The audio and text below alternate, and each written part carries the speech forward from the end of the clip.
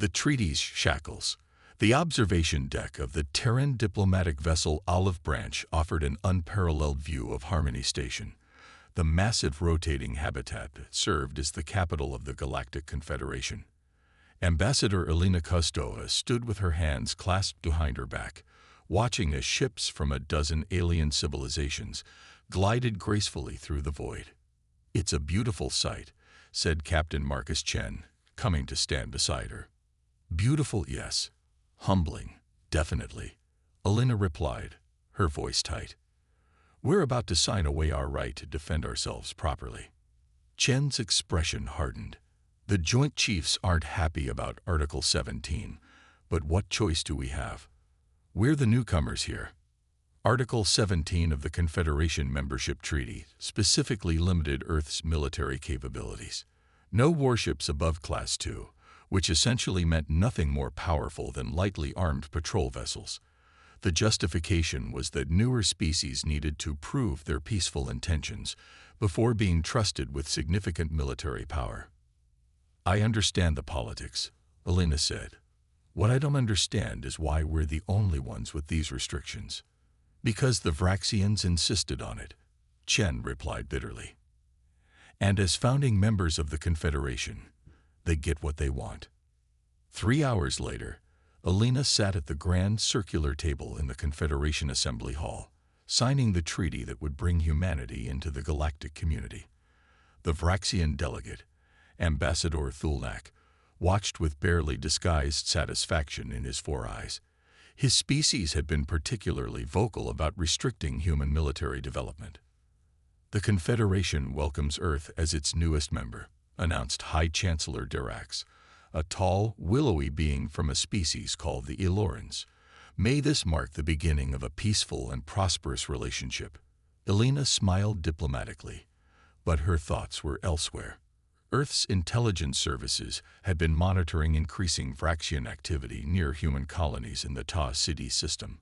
Despite their civilized veneer, the Vraxians had a history of aggressive expansion, cleverly disguised as cultural protection zones. 2 months after the treaty signing, Elena's fears materialized. A distress call reached Earth from New Montana, a mining colony on Ta City E. "This is Governor Ramirez of New Montana. We are under attack by Graxian vessels, claiming we violated their ancestral space. We have no military presence here. These are civilian facilities. Please send help immediately." The transmission cut off abruptly. Earth's response vessels would take 3 days to reach the colony. By then, it would be too late. In an emergency session of Earth's Security Council, Admiral Sophia Jackson slammed her fist on the table. "This is exactly what we feared. The Vraxians waited until we were bound by treaty before making their move. We filed a formal complaint with the Confederation," said Defense Minister Okafor. "They're investigating the matter." "Which means nothing will happen," Jackson growled. "We need to deploy the Third Fleet." "And violate the treaty we just signed?"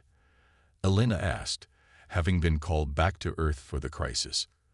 "That would give the Vraxians exactly what they want. An excuse to paint us as the aggressors. So we just abandon our people?" Jackson demanded.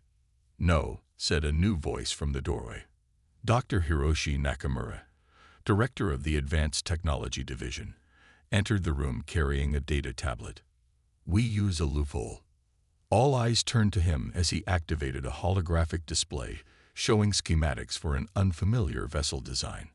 "Article 17 restricts military vessels," Nakamura explained, "but says nothing about civilian ships with advanced defensive capabilities."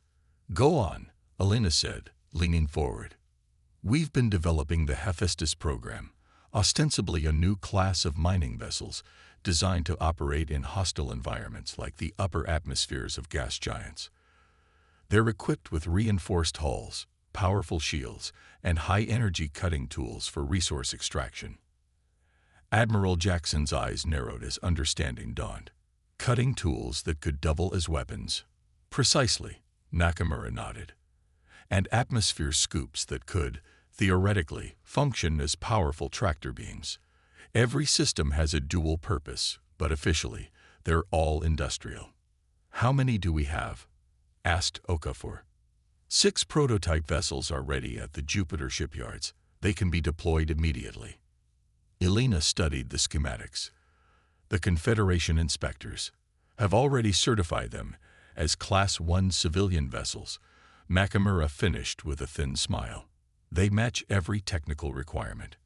On paper, they're mining ships. 48 hours later, the 6 vessels of what was unofficially called Hephaestus Fleet dropped out of FTL on the outskirts of the Ta City system. Each ship bore the logo of the Earth Mining Consortium, with names like Prospector, Excavator, and Drillbit. Commander Sarah Way of the Prospector addressed her crew, a mixture of naval personnel and mining engineers selected for both their technical skills and discretion. Our mission is to protect New Montana Colony using any means necessary, but officially, we're here to establish new mining operations. Remember your cover stories if we encounter Confederation observers. The Hephaestus vessels approached New Montana, sensors detecting 3 Vraxian military ships in orbit. The colony's defensive systems had been neutralized, and Vraxian landing craft were descending to the surface. Open a channel, Way ordered.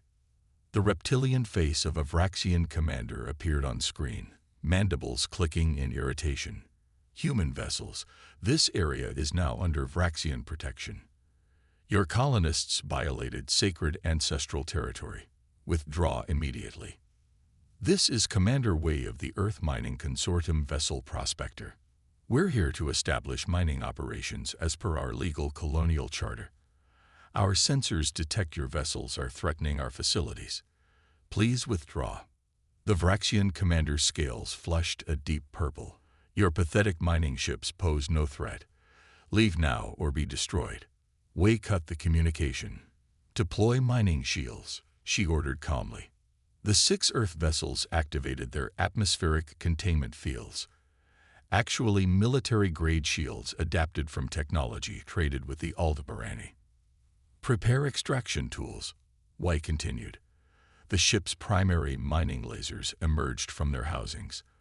The Vraxian vessels fired first, energy weapons lashing out at the Prospector. The shields held easily, absorbing the attack. Begin extraction procedures, Way said, a small smile forming.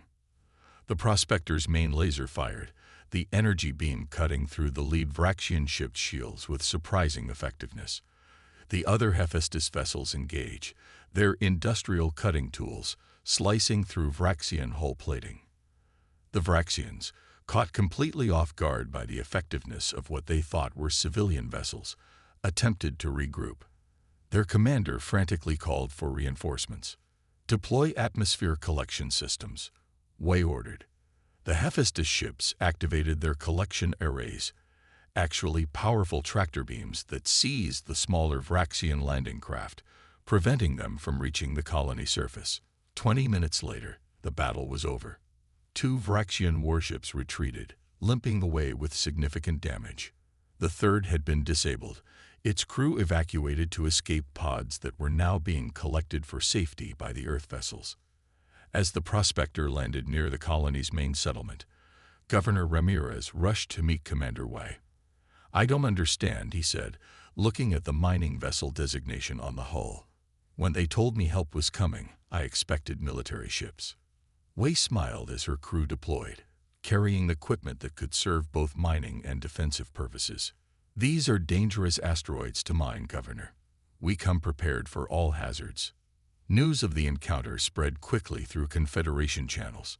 The Vraxians lodged a formal protest, claiming Earth had violated Article 17. When Confederation inspectors arrived to investigate, they found only mining vessels engaged in legitimate operations with defensive capabilities well within treaty limitations. Elena found herself once again in the Confederation Assembly Hall, facing the accusations of the Vraxian delegation. These were clearly military ships disguised as civilian vessels. Ambassador Thulnak spat, mandibles quivering with rage. Elena maintained her composure. We deployed standard mining vessels to protect our legitimate colony. If your military ships were defeated by our mining equipment, Perhaps that reflects more on your military preparedness than any treaty violation on our part. The Ilorian High Chancellor examined the inspection reports. All vessels conform to Class 1 civilian specifications. No treaty violations are evident. The Vraxian ambassador hissed in frustration, but could do nothing. The first test of humanity's ingenious workaround had been a success. Back on Earth, Admiral Jackson reviewed the after-action reports with satisfaction. "Begin full production of the Hephaestus vessels," she ordered, "and expand the program. I want research vessels, medical ships, and deep space explorers that all meet the same dual-purpose criteria." Humanity had found its way to defend itself within the constraints imposed upon them. It wouldn't be the last time human ingenuity would surprise the Galactic Confederation. Turning the tide. 6 months after the New Montana incident, the situation had evolved into an uneasy standoff. The Vraxians had withdrawn their forces from human colonial space, but continued to make threatening movements along the borders. Meanwhile, Earth had accelerated the Hephaestus program, launching dozens of new civilian vessels with increasingly sophisticated dual-purpose systems. Commander Sarah Way, now Captain Way, stood on the bridge of the Geologist, a scientific survey vessel that housed what was effectively a prototype energy cannon disguised as a planetary scanning array. Her promotion had come with a new assignment, patrolling the edge of the Epsilon Indi system, where intelligence suggested the Vraxians were planning their next move. "Sensor contact," reported Lieutenant Rodriguez. 3 vessels approaching from the direction of Vraxian space. "Classification?" Way asked, straightening in her command chair. 1 diplomatic courier and 2 military escorts. They're requesting permission to approach. Way raised an eyebrow. "Interesting. The Vraxians don't typically send diplomatic missions, grant permission but maintain defensive readiness." Quietly. The sleek Vraxian diplomatic vessel docked with the Geologist at a safe distance from the human colony on Epsilon Indi B. To Way's surprise, the Vraxian representative wasn't Ambassador Thulnak, but an older, more decorated individual whose ceremonial garb marked him as a high-ranking member of their ruling caste. "I am Supreme Counselor Zexnar," the Vraxian announced as he entered the Geologist's conference room. "I come with a direct message from the Vraxian hierarchy." Captain Way inclined her head respectfully. "The Earth government welcomes your message, Supreme Counselor." The aged Vraxian's 4 eyes blinked in sequence, a sign of calculation among his kind. "The recent misunderstandings between our peoples are unfortunate. We propose a joint operation." "Joint operation," Way repeated, keeping her expression neutral. "Yes, against a common enemy." Zexnar activated a holographic projector, displaying an unfamiliar species of insectoid aliens. "The Kexophol have broken through the Cygnus barrier. They've already conquered 3 Vraxian outpost worlds and are moving toward this sector."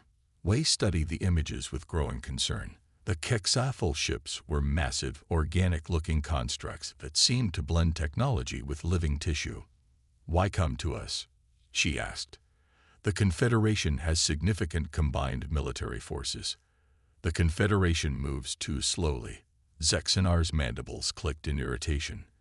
"By the time they authorize a response fleet, both our territories will be overrun." Way understood the unspoken truth. The Vraxians needed humanity's help, but couldn't officially request military assistance without acknowledging the effectiveness of Earth's civilian vessels. "I'll need to consult with my government," she said carefully. 24 hours later, Admiral Jackson, now head of Earth's Space Defense Force, convened a secure meeting with the Security Council. Captain Way attended via quantum link. "The intelligence checks out," confirmed Director Chen of Earth Intelligence. "The Kexophol are real and dangerous. They're a hive mind species that consumes resources and organic matter to expand their collective. 3 Vraxian worlds have gone silent. And now they want our help," Elena noted with a thin smile, "after doing everything possible to limit our defensive capabilities." Admiral Jackson nodded.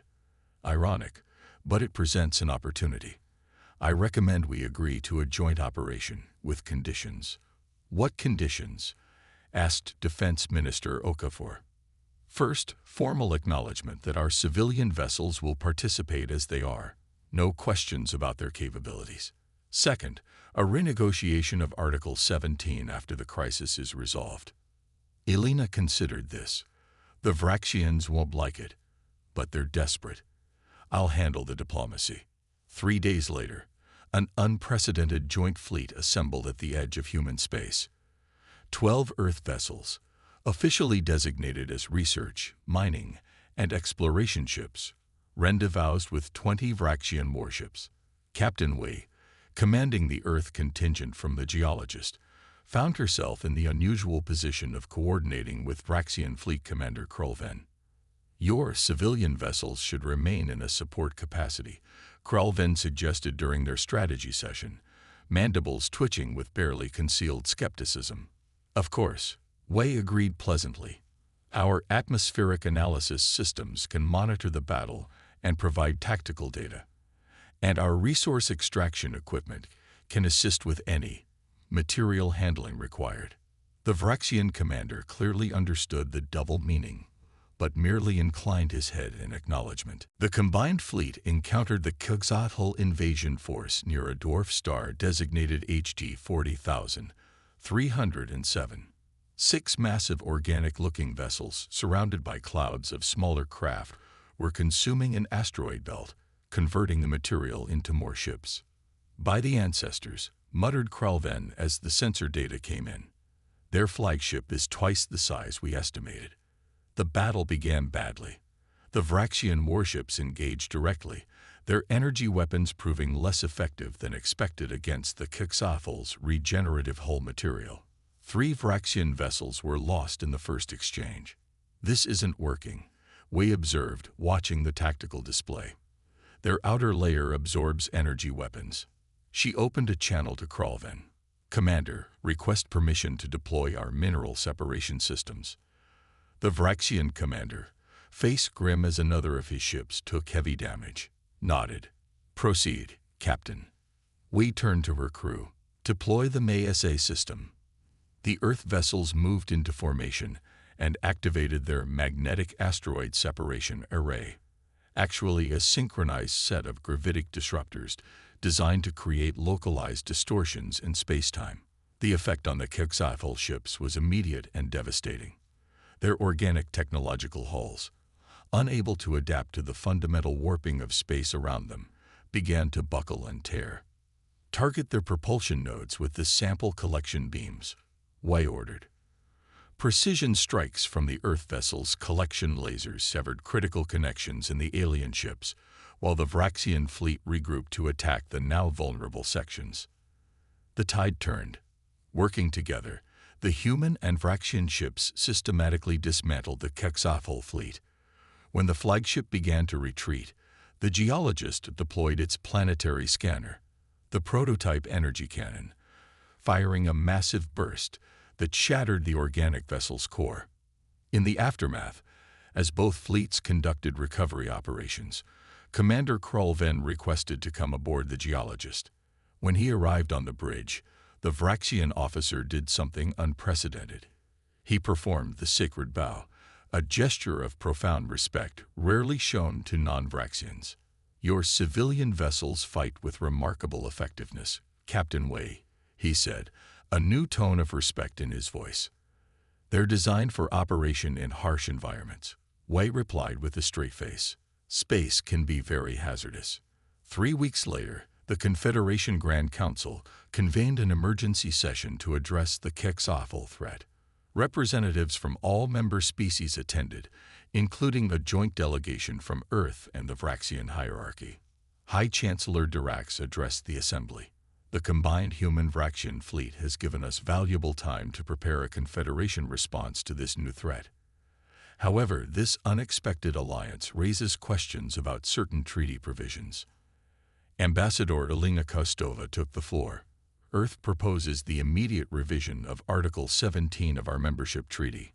Recent events have demonstrated that artificial restrictions on defensive capabilities serve none of us when facing existential threats. The Vraxian Supreme Councilor Zexnar, surprisingly, rose to support the motion. The Vraxian hierarchy seconds this proposal. We have reassessed our position on human military development. Murmurs spread through the assembly as the traditional rivals presented a united front. Furthermore, Elena continued, Earth offers to share its dual-purpose technology with the Confederation. Our approach to vessel design has proven effective against the Quetzalcoatl, and we believe an integrated defense strategy will benefit all species. The vote was nearly unanimous. Article 17 was struck from Earth's membership treaty, and a new joint technology exchange was established. As the session concluded, Supreme Councilor Zexnar approached Elena. Your species is not what we expected, Ambassador, the Vraxian admitted. We thought your rapid expansion and adaptability threatened the stability of the Confederation. We were wrong. Underestimating humanity is a common mistake, Elena replied with a diplomatic smile. We hope it's one we can all avoid in the future. Back on Earth, in a secure facility beneath the Rocky Mountains, Admiral Jackson and Dr. Nakamura reviewed the schematics for a new generation of vessels, this time openly classified as warships. The Hephaestus program served its purpose, Jackson said. But I'm glad we can finally build proper defensive ships. Nakamura smiled. Who says we need to? Our civilian designs outperformed Vraxian military vessels. Perhaps the distinction between civilian and military technology was artificial all along. A very human perspective, Jackson chuckled. Keep the dual-purpose approach in the new designs. It's clearly our advantage. In the years that followed, Earth's position within the Galactic Confederation evolved from cautious newcomer to respected innovator. The integration of civilian and military technologies became known as the Earth Doctrine, an approach that valued adaptability over specialized military might. And when the full Quetzalcoatl invasion finally came, the Confederation was ready, led by a new class of vessels that were neither fully warships nor civilian craft, but something uniquely human in between. Humanity hadn't just found a way to defend itself despite restrictions. They had transformed galactic military doctrine in the process.